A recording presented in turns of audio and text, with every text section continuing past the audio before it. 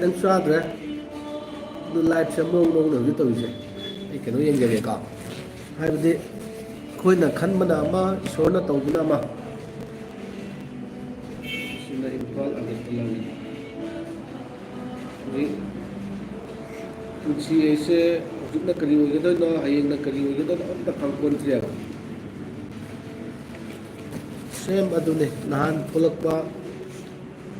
date फिर लाख दो date फिर ला डेट फिर ला मतुंग दा अंदर की टूल से आमना कोई अनुभव एक्सपीरियंस में आता है ट्रेन दा चलू बा खंडे मंग ट्रेन जो मो लेट को शनि वाचिंग निंग हाइर पद के इच्छा क्यों मतलब द खंड खले हल्ला चला से राय अदु मीगा लेनगी बा कमिटमेंट सिना अदु चपे यादे आई की ते यादे हाना कमिटमेंट आई की धमक ते येगा मयाम सु तौरई बिदा अदुना सॉरी पोच से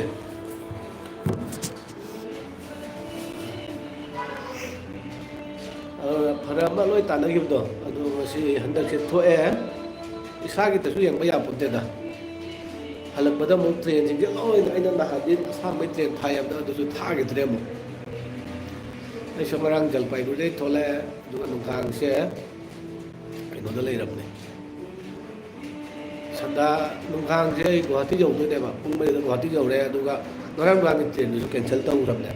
no ngasi chaka do ba pung ba ro chaka do train du cancel ta thok re ngarang ba cái tension đó mọi cái đầu cái là đường thang sida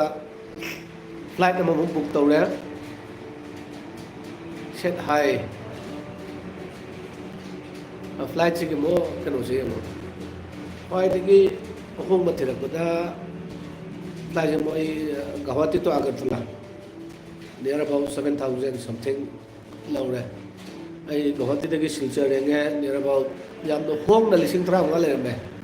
phải tôi trao ngã mấy lên Agartala cái lâu rồi Agartala cái flight số một gặp sát thi bấm đã phát thành cái đâu cũng đi vào Agartala phải cái đâu chứ Imphal đã cùng tới cái mình phụ cái Indigo tôi gặp cái đó đã tạm tôi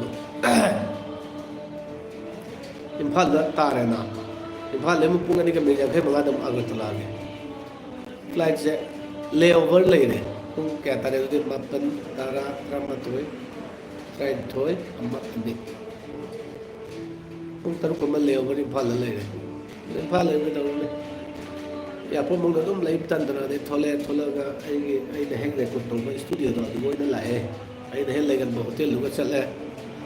लुगा आई ने hang तो को studio तो वो लाए hello Matthew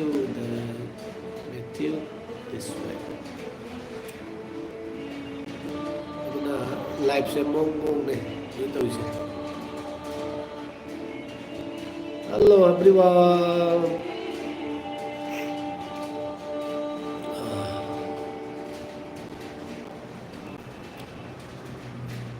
Aduna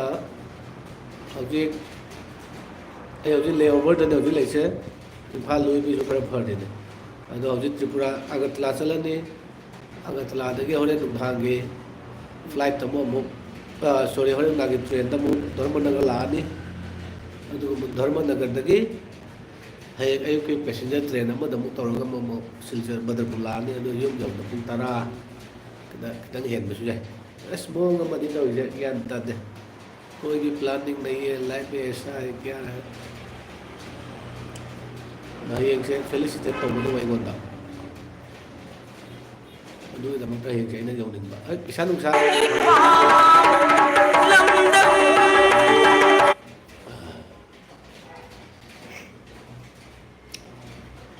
no marakta singlap phau ba ye sin yam pharak thai se adu lambi na ta ma na tra ga ma na dum lai ba du bas ta bu ti chap ya rang ni aina hange do bas yang wai si sanda da Guwahati degi sanda to mudra mathang sanda da ka Agartala jo jong na gi lambi ya phato aina adu de dik lo ning da ma sa lai wa le ta ba ka to sala do